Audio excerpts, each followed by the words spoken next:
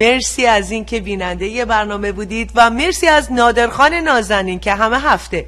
عکسای درخواستی رو برای ما تهیه میکنن و میفرستن. دیدار بعدی من با شما برنامه بعد.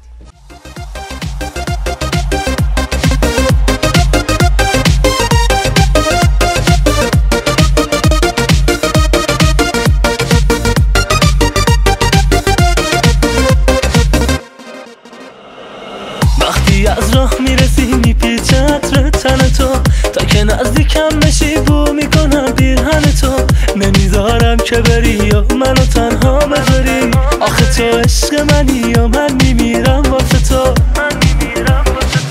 تو یه اتفاق تازه توی دنیای منی هی میگم دوست دارم بازم دلم رو میشکنی همه حرفامو زدم بازم میگی حرف خوده حرف تو بزن ولی فقط بگو عشق منی عشق منی تو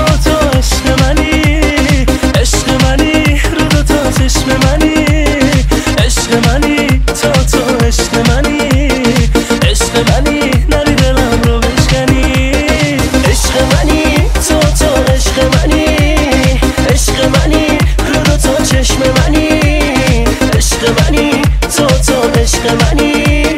عشق منی نری دلم رو بشکنی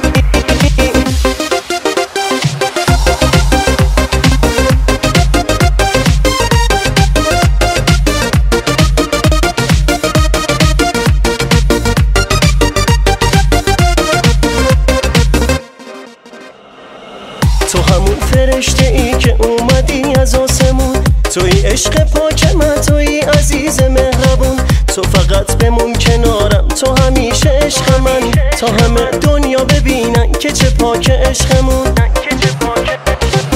تو ابد جای تو اینجاست توی قلب عاشقان قول میدم باشم کنارت تو همه دقایقم میدونم که این محاله تو ازم دل بکنی من اینا به دنیا ثابت میکنم عشق منی عشق منی تو عشق منی عشق منی رو دو تا چشم منی عشق منی تو عشق منی عشق منی نری دلم رو بشکنی عشق منی تو عشق منی عشق منی رو دو تا چشم منی عشق منی تو عشق منی عشق منی نری دلم رو بشکنی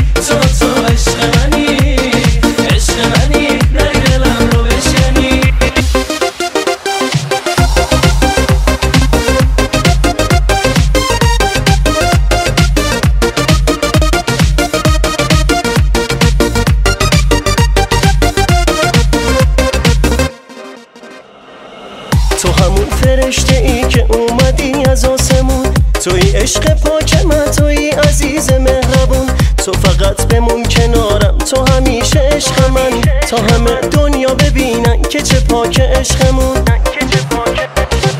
تو ابد جای تو اینجاست توی قلب عاشقان قول میدم باشم کنارت تو همه دقایقم میدونم که این محاله تو ازم دل بکنی من اینا به دنیا ثابت میکنم عشق منی عشق منی تو عشق منی